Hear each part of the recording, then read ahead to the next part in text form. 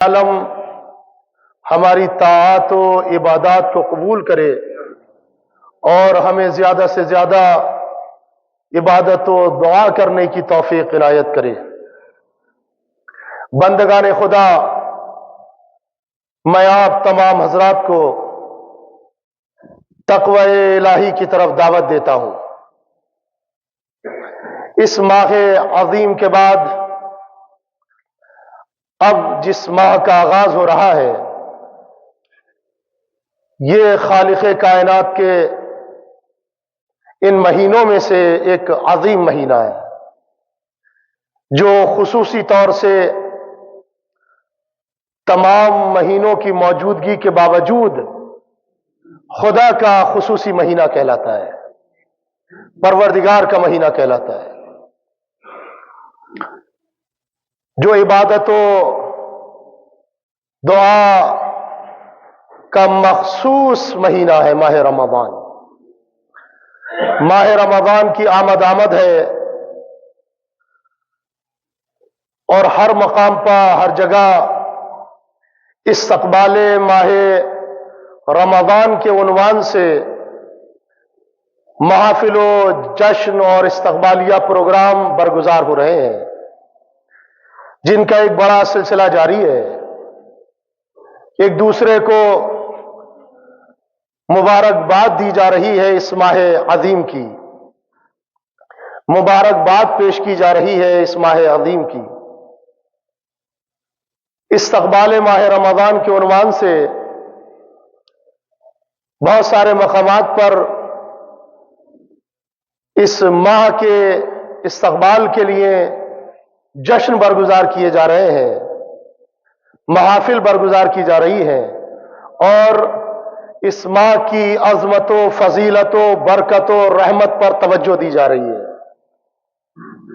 تاکہ مومنین اس عظیم ماہ کی رحمتوں سے غافل نہ رہ جائیں، اس عظیم ماہ کی برکتوں سے غافل نہ رہ جائیں، اس عظیم ماہ کی فضیلتوں سے غافل نہ رہ جائیں۔ لہذا استقبال ہے ایک ماہ عظیم کا، سوال ایک اپنی جگہ پر مہم ہے اور ٹھہرا ہوا ہے کہ ہم اس ماہ خدا کا استقبال کریں تو کیسے کریں، انداز استقبال کیا ہونا چاہیے۔ ایک جملہ بغور اپنے ذہنوں میں محفوظ کریں کہ اس ماہ میں آپ کو دعوت دی گئی ہے پروردگار کی طرف، بلایا گیا ہے خالق کائنات کی طرف، اور خود پروردگار نے آپ کو دعوت دی ہے، تو یعنی یہ مہمانی پروردگار کا مہینہ ہے جس کا آغاز ہو رہا ہے۔ تو ہم اس ماہ کا استقبال کیسے کریں، کس انداز سے کریں؟ میں نے یہ 2 ماہ کے جو خطبے گزرے ہیں کوشش بھی کی کہ ہم ان 2 ماہ کے خطبے میں کہ ہم ان 2 مہینوں میں اپنے آپ کو آمادہ کرتے ہیں ماہ رمضان کے لیے۔ لائق تحسین و مبارکباد ہیں وہ افراد کہ جنہوں نے رجب و شعبان سے فائدہ اٹھا کر اپنے آپ کو ماہ خدا کے لیے آمادہ کیا ہے، تیار کیا ہے کہ ہم ماہ خدا کی اب عبادت کے لیے تیار ہیں۔ یہ ہر انسان اپنے آپ سے پوچھ سکتا ہے کہ کیا یقیناً ہم نے اس انداز سے اس ماہ خدا کے لیے تیاری کر لی ہے یا نہیں کی ہے، ہم نے اپنے آپ کو ماہ خدا کے لیے آمادہ کیا ہے کہ نہیں کیا ہے۔ ہم استقبال کر رہے ہیں ماہ خدا کا، ماہ پروردگار کا، تو ہم استقبال کیسے کریں گے؟ کیونکہ ہمارا میزبان خدا ہوگا، ہم اس کے مہمان ہوں گے، وہ خدا کہ جو ہمارے دلوں کے حالات سے واقف ہے، جو ہمیں جانتا ہے خوب اچھی طرح سے، اس انسان سے واقف ہے، اس آدمیت کو، اس آدم کو، اس آدمی کو پروردگار عالم خوب احسن طریقے سے جانتا ہے۔ تو جب ہمارا خدا ہمیں جانتا ہے، ہمارے دلوں کے حالات کو جانتا ہے، تو اب ہم اس کے مہمان ہونے جا رہے ہیں، تو ہمیں خود اپنے آپ کس انداز سے اس کا مہمان ہونا چاہیے۔ یعنی ہمارا دل پاکیزہ ہو، ہمارا ضمیر پاکیزہ ہو، ہمارا نفس پاکیزہ ہو، ہم پاکیزہ ہو تو اس کے مہمان ہوں، ہم پاکیزہ ہوں گے تو اس کے مہمان ہیں۔ تو عزیزان، استقبال ماہ رمضان، آپ حضرات کی خدمت میں عرض کروں، میرے جوان جو سوشل میڈیا سے جڑے ہوئے ہیں، اگر ان کی نظروں سے یہ چیز گزری ہے تو تائید فرمائیں گے۔ سوشل میڈیا پہ ایک استقبال ماہ رمضان بہت تیزی کے ساتھ کئی برس چلا تھا، اور وہ اس انداز سے تھا، ایک عراق کے ایک شخص نے استقبال ماہ رمضان میں، کہ جس کی دکان تھی کرانے کی، یہی اشیاء معاشیات ضروریات کی دکان تھی، جس کا نام تھا معید الموضان، جس کا نام تھا معید الموضان، اس نے کہا کہ میں بھی ماہ رمضان کا استقبال کر رہا ہوں۔ لیکن کیسے اس نے استقبال کیا ماہ رمضان کا؟ اس نے اپنی دکان پر، جو یہ پرچونی کی دکان جن کی ہے، یہ معاشیات کی جن کی دکانیں ہیں، ظاہر سی بات ہے ان کے یہاں ایک رجسٹر ہوتا ہے، اور وہ ادھار کا رجسٹر ہوتا ہے۔ ادھار کا معاملہ بڑا چلتا ہے صاحب، کہ ادھار کا رجسٹر کہ فلاں کے صاحب پاس اتنے ہیں، فلاں کے پاس اتنے ہیں، اور فلاں کے پاس اتنے ہیں۔ میں عرض کر رہا ہوں یہ واقعہ، میں یہ عرض نہیں کر رہا ہوں کہ آپ بھی ایسا کریے۔ تو وہ دکاندار تھا، تو اس نے کیا کیا کہ میں ماہ رمضان کا استقبال کر رہا ہوں، لہذا اس کے ہاں جو رجسٹر تھا ادھار کا، اس نے رجسٹر کو اٹھایا، کہا قربتاً اللہ، خدا کے قریب ہونے کے لیے میں یہ رجسٹر نظر آتش کر رہا ہوں، میں اسے آگ میں جلا رہا ہوں، لہذا جس کا جو بھی ادھار ہے آج سے ختم ہو گیا، میرے اوپر جس کا جو بھی ادھار ہے میں اس ادھار کو ختم کر رہا ہوں، میرے اوپر آج سے کوئی قرض نہیں، استقبال ماہ رمضان کے لیے۔ لہذا اپنی عبادتیں وہ افراد کے جو تنگ دست ہیں، ادا نہیں کر پا رہے، بے فکر ہو کے عبادتیں کریں کہ انہیں میرا قرضہ دینا ہے، انہیں میرا پیسہ دینا ہے، قربتاً اللہ میں یہ کام انجام دے رہا ہوں۔ یعنی یہ بھی ایک استقبال ماہ رمضان کا ایک احسن اور اچھا طریقہ اس نے نکالا۔ کیا مطلب؟ ایک انسان ہے، مومن ہے، لہذا ہر مومن کا فرض ہے کہ جو بستی میں تنگ دست ہے، ضرورت مند ہے، ان کا خیال رکھا جائے۔ دیکھیں رمضان میں کہ میرے دسترخوان پر بہت اچھے انواع و اقسام کی غذائیات موجود ہیں، بہترین چیزیں میرے دسترخوان پر موجود ہیں، لیکن میرے پڑوسی کے دسترخوان پر بھی کچھ ہے یا نہیں؟ میرے بھائی کے دسترخوان پر کچھ ہے کہ نہیں؟ کہیں ایسا تو نہیں کہ میرے بھائی کے دسترخوان پر کچھ نہیں ہے، وہ پریشان ہے۔ تو استقبال ماہ رمضان اس انداز سے ہونا چاہیے کہ آپ سب کے ہمدرد ہوں، ہمدرد ہوں، ضرورت مند کے کام آئے۔ تو اس نے کیا احسن طریقہ نکالا استقبال ماہ رمضان کا، کہ اس نے کہا کہ سب کے قرضے آج سے معاف ہیں۔ اس لیے اسلام نے بھی کہا ہے کہ ضرورت مند کو قرضہ دینے میں دیر نہ کرو، اگر ضرورت مند ہے، اور پھر اس سے لینے میں بھی جلدی نہ کرو۔ آپ کے لہجے میں، آپ کے مزاج میں نرمی ہونی چاہیے، ضرورت مند سے قرضہ واپس لینے میں آپ کے مزاج، اور اگر ممکن ہو، اسلام کی لفظیں ہیں، شریعت کی لفظیں ہیں، ممکن ہو تو اسے معاف کر دو۔ اگر آپ کے اختیار میں اس قدر ہے کہ آپ معاف کر سکیں تو اسے معاف کر دیں۔ تو عزیزان گرامی، کیا احسن طریقے سے استقبال کیا۔ اب ہم اور آپ اپنے آپ کو دیکھیں، آج ماہ شعبان المعظم کی 29 تاریخ ہے، چاند رات بھی ہو سکتی ہے، یعنی چاند بھی ہو سکتا ہے، کل پہلی بھی ہو سکتی ہے۔ تو ہم کس انداز سے استقبال کر رہے ہیں ماہ رمضان کا؟ ہم نے کیا کیا رجب و شعبان میں کہ ہم رمضان کے استقبال کریں؟ کس احسن طریقے سے؟ تو اس نے سب کے کھاتے بند کر دیے، ہمیں بھی اپنے کھاتے بند کرنے ہوں گے۔ ہم نے بھی بہت سے کھاتے کھول رکھے ہیں، غیبت کا کھاتا، حسد کا کھاتا، بغض کا کھاتا، برائیوں کا کھاتا، یہ سارے کھاتے رمضان سے پہلے ہمیں بند کرنے ہوں گے۔ خدا کا مہمان ہونا ہے، لہذا غیبت کا کھاتا بند کر کے آئیے، حسد کا کھاتا بند کر کے آئیے، بغض کا کھاتا بند کر کے آئیے، برائیوں کے اپنے کھاتے کو بند کر کے آئیے، خدا کے مہمان ہو جائیے ماہ رمضان میں۔ یہ سارے کھاتے بند کر کے آنا ہوگا، تب آپ خدا کے مہمان ہیں، تب آپ خدا کے مہمان ہیں۔ ورنہ جیسے دیگر ایام آپ ماہ رمضان کے علاوہ گزارتے ہیں، ورنہ اسے بھی ایسا ہی سمجھیے، اگر اس انداز سے آپ زندگی گزار رہے ہیں، جیسے عام دن گزار دیے ویسے ہی رمضان بھی گزار دیا، اور اس انسان سے بدبخت کوئی ہو ہی نہیں سکتا کہ جو اس عظیم ماہ سے فائدے نہ اٹھا سکے، اس کی برکتوں سے فیض یاب نہ ہو سکے، اس کی رحمتوں سے فیض یاب نہ ہو سکے۔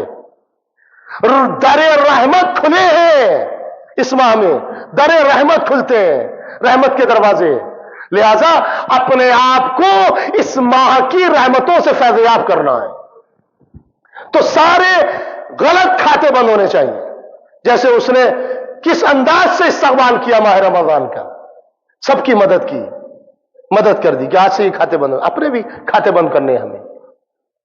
خصوصاً آپ حضرات کی خدمت میں عرض کروں، میں نے جو یہ فقرہ ابھی آپ ابتدا میں آپ حضرات کی گوش گزار کیا ہے، یہ خطبہ شعبانیہ کا فقرہ ہے، خطبہ شعبانیہ جو پیغمبر اسلام نے آخر شعبان میں، آخری جمعے میں، جو روایتوں کے اعتبار سے 25 یا 26 شعبان، لیکن اب تو ہم بہت زیادہ نزدیک ہیں رمضان کے، جس میں پیغمبر اسلام نے جمعے میں خطبہ دیا تھا۔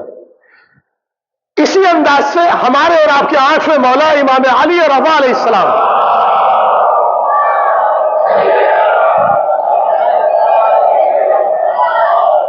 آخری جمعہ ماہ شعبان المعظم کا ابا سلط امام کے خاص صحابی، متدین، معتبر، متقی و پرہیزگار، نیک صحابی ابا سلط، جو افراد زیارات معصومین کے لیے جاتے ہیں، وہ جو ایران پہنچتے ہیں وہ خواجہ ابا سلط کے یہاں بھی جاتے ہیں، امام کے خاص شاگردوں میں سے ہے خواجہ ابا سلط۔ ابا سلط کو شعبان کے آخری جمعے میں امام نصیحتیں کر رہے ہیں، ابا سلط آمادہ ہو جاؤ ماہ خدا کے لیے، ابا سلط تیار ہو جاؤ ماہ خدا کے لیے، اپنی حیات کو تیار کرو، اپنی زندگی کو تیار کرو ماہ خدا کے لیے۔ کس انداز سے تیار کروں آقا، کس انداز سے تیار کروں مولا؟ مولا فرماتے ہیں اپنی دعائیں زیادہ کر دو، دعا مانگنا بڑھا دو۔ عام دنوں میں دعا کرتے ہو ٹھیک ہے، اور نماز کے بعد خصوصی تاکید ہے کہ جب آپ نماز پڑھ چکے تو دعا ضرور مانگیں۔ بخیل ہے وہ انسان کہ جو 8 رکعت نماز تو پڑھ کے جائے اور دعا نہ مانگے، مغرور ہے وہ انسان کہ جو 8 رکعت نماز تو پڑھے مگر دعا نہ کرے بارگاہ ہدیت میں۔ اپنے ہاتھوں کو بلند کی، دعا بڑھائیے، دعا زیادہ کرو۔ زیادہ کرنے کے کیا مطلب؟ آپ دعا کرتے ہیں 10 مرتبہ پہلے کہیے یا اللہ ہو یا اللہ ہو یا اللہ، یہ بڑھا دیجئے 10 مرتبہ پہلے خدا ہی کی بارگاہ میں، اس کے اسماء، اس کا نام یہ بڑھا دیجئے، اس کے بعد اپنی دعا مانگیے۔ یا رحمان بڑھا دیجئے، یا رحیم بڑھا دیجئے، اپنی دعاؤں کو زیادہ کرو ماہ رمضان میں۔ اور رمضان آ رہا ہے وسلط، اپنی دعاؤں کو زیادہ کر دو۔ مولا فرماتے تلاوت قرآن زیادہ کر دو، قرآن کی طرح یہ بہار قرآن کا مہینہ ہے، قرآن کی بہار کا مہینہ ہے، زیادہ کر دو قرآن کی تلاوت کو۔ آپ عام دنوں میں اگر صرف انا اعطینا جو سورہ آپ کو حفظ ہے وہ ایک شب میں پڑھتے ہیں تو اس کو بڑھائیے، کم سے کم 4 قل تک آ جائیے، اور آیت الکرسی تک بڑھیے، اور دیگر سورے قرآن کی تلاوت الگ طریقے سے۔ اور ایک چیز جو ایک مقولہ ہمارے سماج اور معاشرے میں بڑی تیزی کے ساتھ رائج ہے، وہ یہ کہ جس کلام مجید کی ابتدا ماہ رمضان کی اول تاریخ میں کی جائے گی تو پھر وہ قرآن رمضان ہی میں ختم ہونا چاہیے۔ اس کی وجہ سے بہت سارے افراد رمضان میں قرآن شروع نہیں کرتے کہ ہم رمضان میں ختم کر نہیں پائیں گے لہذا رمضان میں شروع کیوں کریں۔ نہیں، آپ رمضان میں 1 صفحہ پڑھیے، 2 صفحہ پڑھیے، 3 صفحہ، نہیں ختم ہوتا کوئی بات نہیں، لیکن رمضان میں تلاوت قرآن کا ثواب دو بالا ہو جاتا ہے. تلاوت قرآن کا ثواب رمضان مبارک میں بڑھ جاتا ہے. تو یہ تصور جو ہمارے ذہنوں میں ایک گھر کر چکا ہے، جو بیٹھ چکا ہے کہ جو قرآن رمضان میں شروع کیا جائے وہ رمضان ہی میں ختم ہوگا، یہ تصور اپنے ذہنوں سے نکال دیجئے. اس کی وجہ سے قرآن کو روکیے نہیں. قرآن آپ شروع کریے اور کوشش کریں کہ ختم ہو، وقت نکالیں کہ ختم ہو. جیسے آپ کے پاس دیگر امور کے لیے، چوراہے کے لیے وقت ہے، دکانوں کے لیے وقت ہے، عام گفتگو کے لیے وقت ہے، افراتفری والی باتوں کے لیے گفت ہے، مزاح مذاق کرنے کے لیے وقت ہے، اس وقت کو لے جائیے قرآن کی طرف، اس وقت کو لے آئیے عبادتوں کی طرف، اس وقت کو لے آئیے دعاؤں کی طرف. ماہ رمضان میں تو وقت نکالیے، قرآن کو کوشش کریں کہ قرآن ختم ہو. ماہ رمضان میں نہیں ہو رہا کوئی بات نہیں، لیکن ابتدا کیجئے. یہ تصور نہ کیجئے کہ رمضان ہی میں شروع ہوگا تو رمضان ہی میں ختم ہوگا. نہیں، ثواب دو بالا ہوتا ہے رمضان میں. تو مولا کیا فرما رہے ہیں کہ تلاوت قرآن زیادہ کرو. اب اصل پھر مولا فرماتے ہیں، خواجہ بسل خدا کی بارگاہ میں توبہ کرو تاکہ تم ماہ رمضان سے پہلے پاکیزہ ہو جاؤ، پھر تم پاکیزہ ماہ رمضان میں داخل ہو جاؤ. پاکیزگی ضروری ہے. جیسے اللہ کی نعمتوں کی بارش برستی ہے، جیسے گندگی پا وہ بارش نعمت نہیں ہوتی. اپنے آپ کو پاکیزہ کرو، اپنے نفس کو پاکیزہ کرو، اپنے ضمیر کو پاکیزہ کرو تاکہ رمضان میں نور کی بارش تمہارے اوپر ہو، برکتوں کی بارش تمہارے اوپر ہو، رحمتوں کی بارش تمہارے اوپر ہو، اس کی مغفرتوں کی بارش تمہارے اوپر ہو. اپنے آپ کو توبہ کر کے پاکیزہ کرو. توبہ کریے، اپنے آپ کو پاکیزہ کیجئے. ماہ رمضان آ رہا ہے، پروردگار عالم کا مہینہ آ رہا ہے. خواجہ بسلط مومن کے لیے جو بغض و کینہ تمہارے دل میں ہے اسے نکال دو. رمضان سے پہلے اگر کسی کے لیے کوئی حسد ہے، بغض ہے، کینہ ہے، عناد ہے دل میں، تو اپنے دل کو پاک کر لو رمضان سے پہلے. امام فرما رہے ہیں، خواجہ بسل سے کہہ رہے ہیں پاک کر لو اس دل کو تاکہ تم پاکیزہ دل کے ساتھ اپنے پروردگار کے مہمان ہو جاؤ. پاکیزہ دل کے ساتھ خدا کے مہمان ہو. اپنے قلب کو پاکیزہ کریں، اپنے دل کو پاکیزہ کریں. مومن کا دل مومن سے پاکیزہ ہوتا ہے، لہذا اپنے قلب کو پاکیزہ کرنا ہے خدا کا مہمان ہونے سے پہلے، کہ آپ خدا کے مہمان ہوں گے. پاکیزہ دل کے ساتھ خدا کے مہمان ہوں. دو شخص آپس میں بازار میں لڑ رہے ہیں، جھگڑ رہے ہیں، صرف 300 دینار کے لیے، 300 دینار کے لیے. تیسرا شخص آ کے کھڑا ہو گیا ہوا. اس نے کہا کس بات پر لڑائی ہے؟ کہا 300. یہ کہتا میرے، یہ کہتا میرے، تجھ پہ ہے، یہ کہتا تجھ پہ ہے. 300 پہ لڑائی ہے. کہا ایسا صرف یہی لڑائی ہے نا، اور کوئی لڑائی نہیں ہے نا؟ کہا نہیں، اور کوئی لڑائی نہیں ہے. کہا تو یہ 300 دینار میں دیتا ہوں، مگر اس جھگڑے کو ختم کرو، اس لڑائی کو ختم کرو، آپس کے دلوں کو صاف کرو اور دونوں گلے ملو. کہا آپ کون ہوتے ہیں تیسرے پرسن یہ مسئلہ حل کرنے والے؟ آپ کون ہوتے ہیں یہ مسئلہ حل کرنے؟ وہ کہتا ہے کہ مجھے میرے چھٹے امام جعفر صادق علیہ السلام نے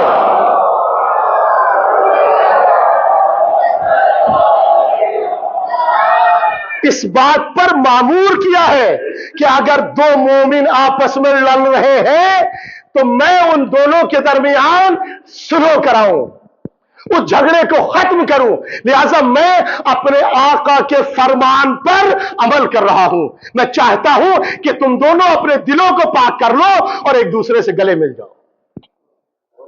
لہذا عزیزان، مولا فرما رہے خواجہ بسلط اگر دل میں کینہ اور بغض ہے تو اسے رمضان سے پہلے نکال دو، پاکیزہ کر لو اپنے دل کو.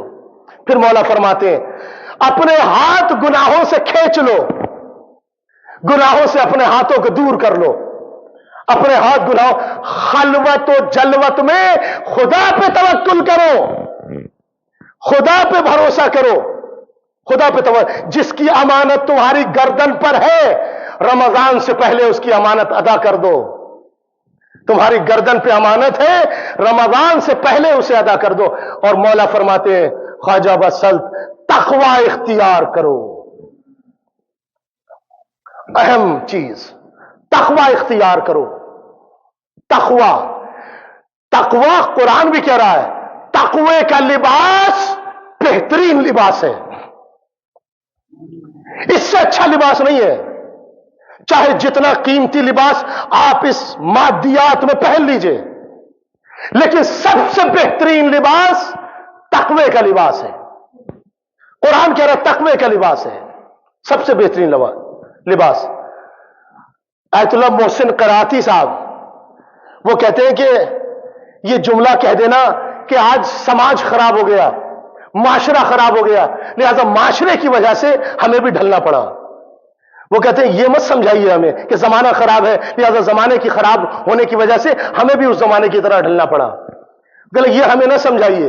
कहने लगे जब ठंड होती है, जाड़े होते हैं, जब ठंडी हवा चलती है तो इंसान मोटा लिबास पहनता है ताकि वो ठंड से महफूज रहे, जाड़े से महफूज रहे, इस ठंडी हवा से महफूज रहे। लिहाजा अगर समाज खराब हो गया है, माशरा खराब हो गया है, तो तकवे का मोटा लिबास पहनो ताकि इस समाज का असर तुम्हारे ऊपर ना हो, इस माशरे का असर तुम्हारे ऊपर ना हो, इस माशरे में अपने आप को न डाल दो। तकवे का लिबास मोटा पहनो। तकवे का लिबास मोटा कर दोगे तो यह समाज तुम्हारे ऊपर हावी नहीं होगा। लेकिन क्या हमने अपनी हयात में, अपनी जिंदगी में इस तकवे के लिबास को मोटा किया, भारी किया?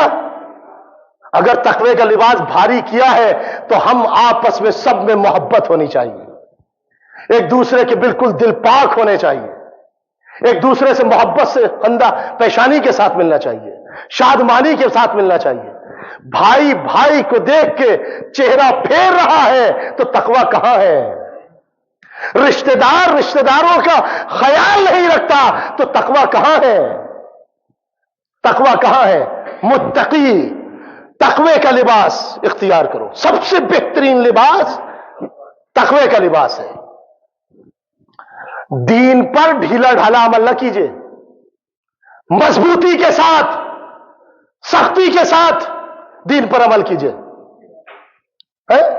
ढीला ढाला अमल न कीजिए। दीन पर हर मामले में बड़े चुस्त होते जा रहे हैं, हम बड़े मजबूत हैं, दौलत और पैसे के मामले में मजबूत हो जाते फौरन, दीन के मामले में बड़े ढीले हैं। जोहर की नमाज अव्वल वक्त क्या, अभी बहुत वक्त है, पढ़ लेंगे। फज्र कजा भी पढ़ सकते हैं, लिहाजा छोड़ दीजिए, कजा पढ़ लेंगे।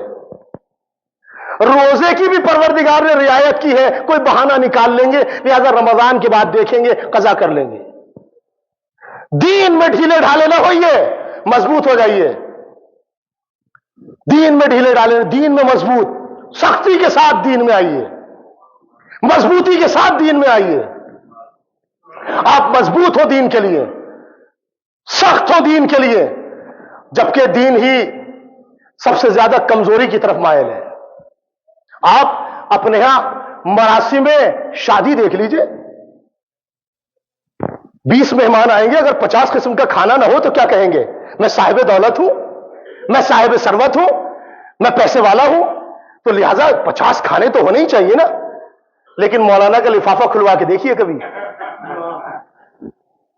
पूछिए, भाई 7 लाख की गाड़ी लड़के वाले दे रहे हैं और लड़का लेके जा रहा है, और मौलाना का लिफाफा 2000, 2500, ज्यादा बढ़े तो 3000। समझे आप? इस हद तक दीन के मामले में ढीले।